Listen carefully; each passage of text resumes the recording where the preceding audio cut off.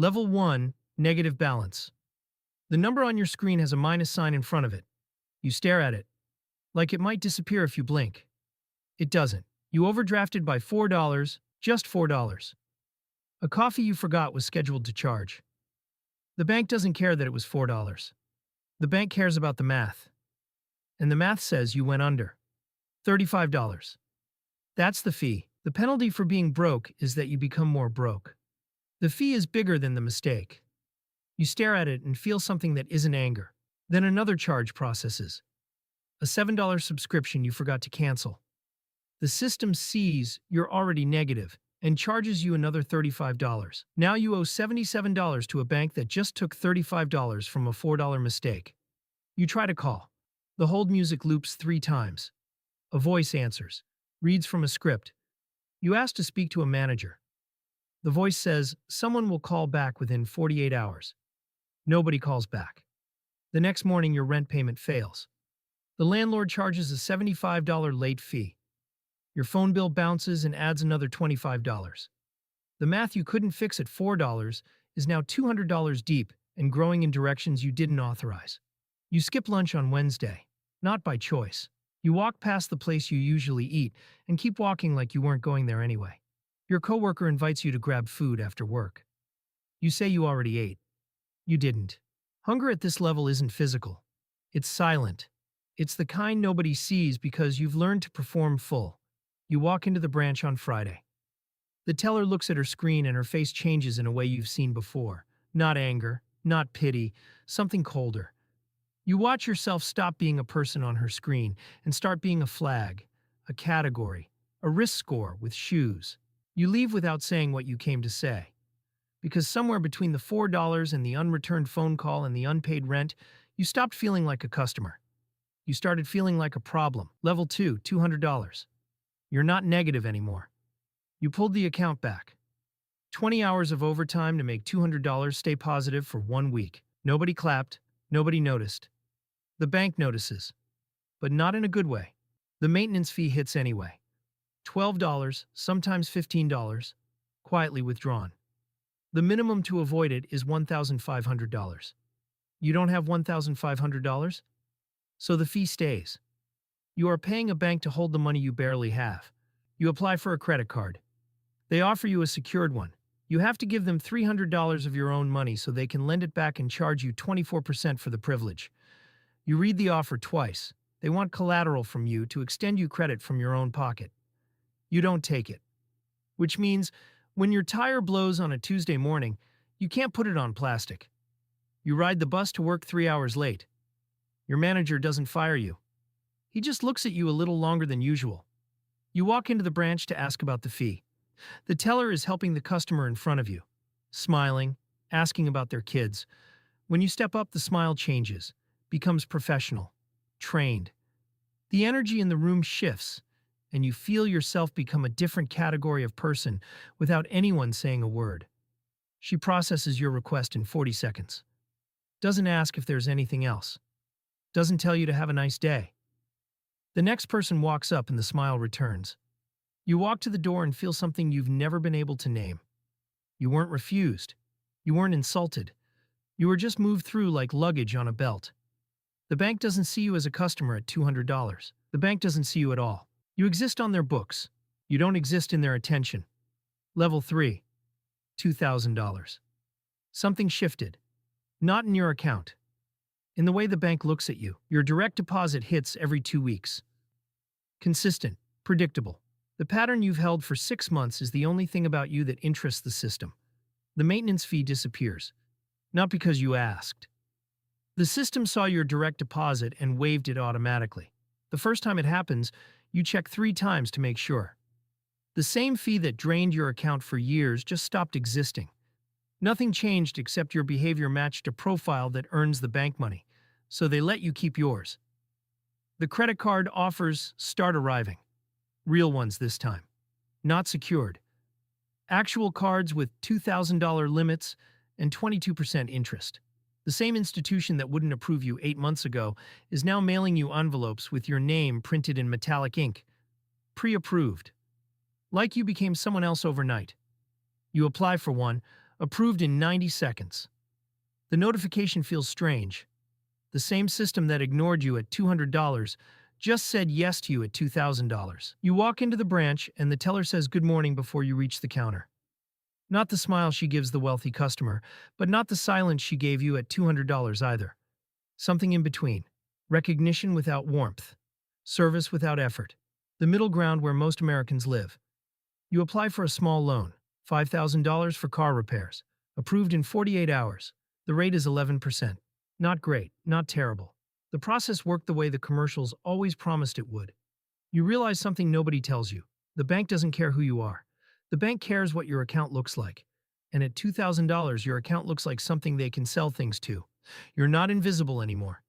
You're not respected either. You're profitable. Level 4, $15,000. You log into the app and notice the credit limit changed.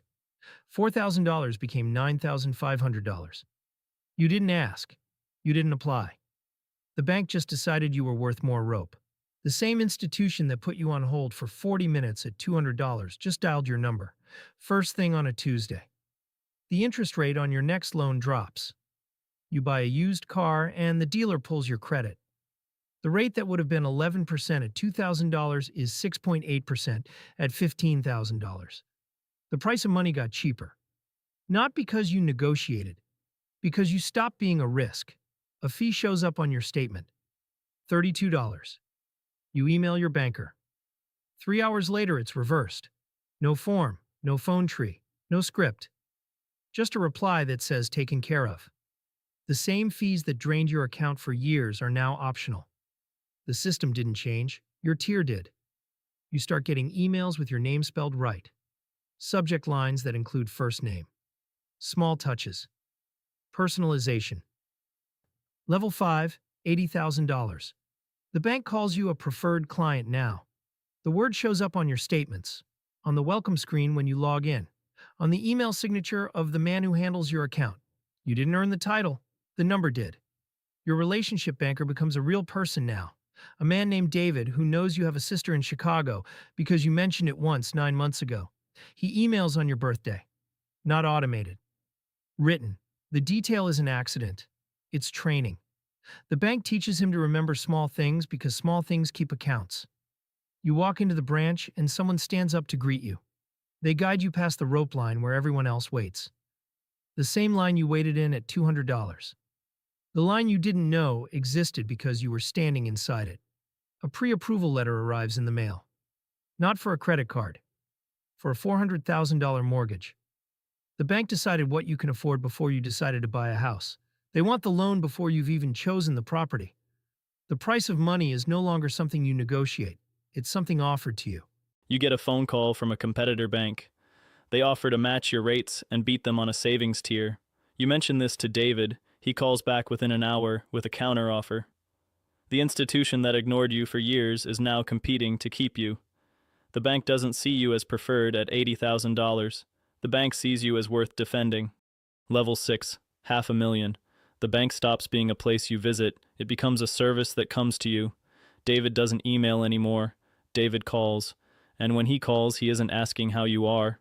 He's asking when you'd like to meet his colleague who handles wealth management. The colleague drives to your office, not the other way around. He brings printed reports in a leather folder. He asks about your goals, your timeline, your tax structure, your estate plans.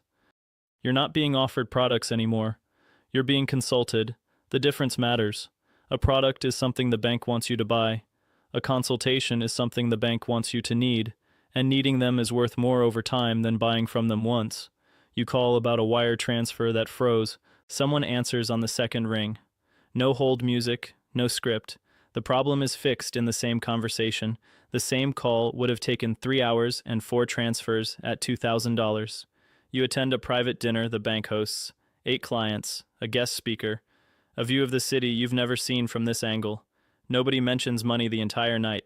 Money is the table, not the conversation. You're not a customer at $500,000. You're an asset they protect. Level 7, $5 million. Private banking. The phrase sounds the same as wealth management, but it isn't. Wealth management is a service. Private banking is a relationship. And relationships don't follow rules. They negotiate them. You don't have a banker anymore. You have a private banker, a title that means something specific inside the institution. He manages fewer than 20 accounts. Yours is one of them. He knows your kids' names. He knows about the foundation you're thinking about starting because you mentioned it over coffee last March. The interest rate on your mortgage isn't published, it's negotiated. The investment minimum on a private deal is waived because the relationship justifies it. The paperwork that takes a regular customer 2 weeks gets handled in 48 hours because someone was told whose account it is. You walk into a branch you've never visited, and they know your name before you sign anything. The bank doesn't follow rules at $5 million. The bank bends them. For you. Level 8, $25 million. You don't have a banker anymore.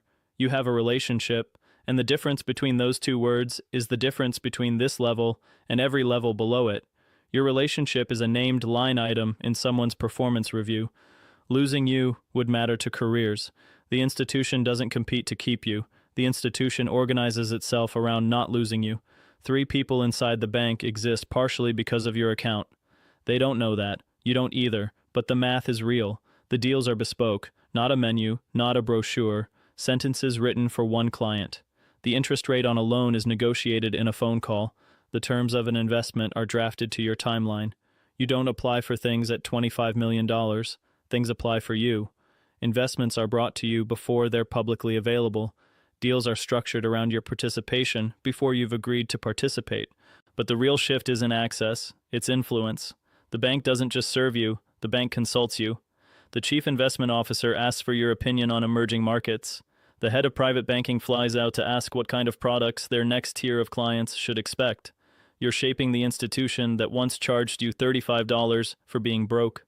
The bank doesn't have a customer at $25 million. The bank has a partner, and the partner has a name.